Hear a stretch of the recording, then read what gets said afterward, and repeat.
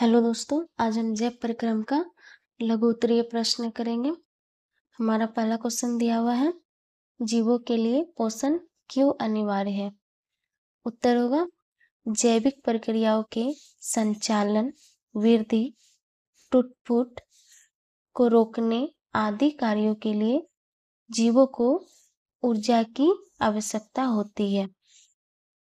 ऊर्जा प्राप्त करने के लिए खाद्य पदार्थों की जरूरत होती है, जो पोषण की क्रिया से जीव प्राप्त करते हैं। दूसरा क्वेश्चन दिया हुआ है, पोषण की परिभाषा लिखिए। उत्तर हो जाएगा, वह विधि जिसके द्वारा सभी जीव पोषक तत्वों को ग्रहण कर उनका उपयोग करते हैं, पोषण कहलाता है।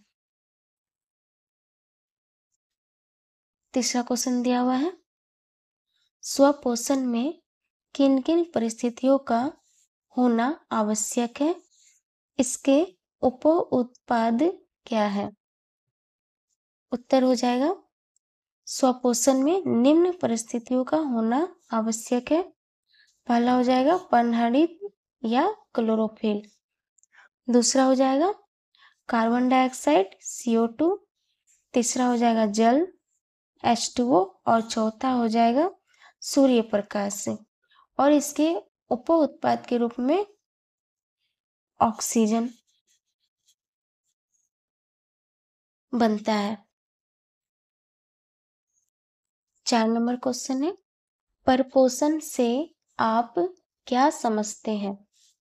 उत्तर हो जाएगा, परपोषण वह प्रक्रिया है जिसमें जीव अपना भोजन स्वयं संश्लेषित न कर किसी न किसी रूप में अन्य स्रोतों से प्राप्त करते हैं, जैसे कि मनुष्य, जीव, जंतु। 5 नंबर क्वेश्चन है, मृत जीवी पोषण किसे कहते हैं? वैसे जीव जो पोषण के लिए मृत जंतुओं और पौधों के शरीर से अपना भोजन अपने शरीर की सतह से घुलित कार्बनिक पदार्थों के रूप में अवशोषित करते हैं, उसे हम मृत जीवी पोषण कहते हैं, जैसे कवक, बैक्टीरिया, प्रोटोजोआ। 6 नंबर क्वेश्चन है, परजीवी पोषण क्या है? उत्तर होगा, वैसे जीव जो पोषण के लिए दूसरे प्राणी के संपर्क में अस्थायी या अस्थायी रूप में रहकर उससे अपना भोजन प्राप्त करते हैं, परजीवी पोषण कहलाता है, जैसे गोलकृमि, हुकवर्म, टेपवर्म आदि। 7 नंबर क्वेश्चन है, प्राणी समपोषी जीव किसे कहते हैं? उत्तर होगा, वैसे जीव जो पोषण के लिए दूसरे जीव जंतु या पेड़ पौधों पर आश्रित रहकर भोजन ग्रहण करते हैं, प्राणी समपोषी जीव कहलाता है, जैसे अमीबा, मेढक, मनुष्य आदि। 8 नंबर क्वेश्चन है, प्रकाश संश्लेषण से आप क्या समझते हैं? उत्तर होगा, जिस प्रक्रिया के द्वारा पौधे अपना भोजन तैयार करते हैं, उसे हम प्रकाश संश्लेषण कहते हैं।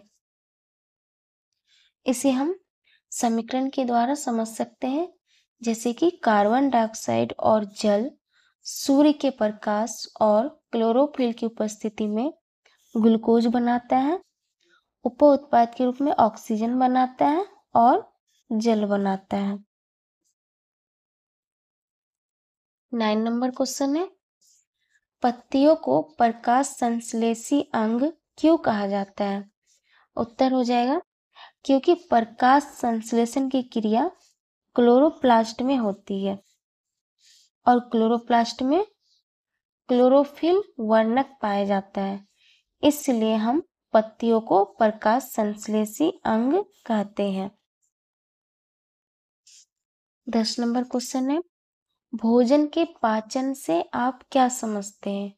उत्तर हो जाएगा, वह प्रक्रिया जिसमें एंजाइमों की सहायता से जटिल भोज्य पदार्थों को सरल अणुओं में विभक्त कर देता है और शरीर इन अणुओं को अवशोषित कर ऊर्जा प्रदान करता है, और इस पूरी प्रक्रिया को हम भोजन का पाचन कहते हैं।